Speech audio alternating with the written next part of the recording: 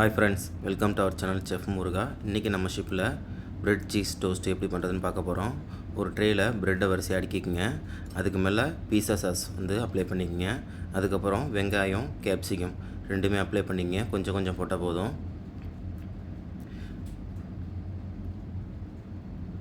இதுக்கப்புறம் நம்ம cheese add பண்ணிக்கலாம்.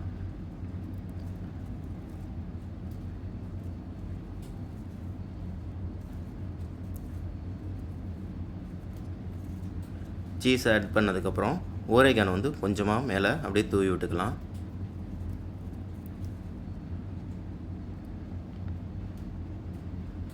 இதுக்கப்புறம் நம்ம ஓவனில் ஒரு 15 மினிட்ஸ் வச்சு எடுத்தோம்னா நமக்கு சுவையான பிரெட் சீஸ் டோஸ்ட்டு ரெடி ஆகிடும்.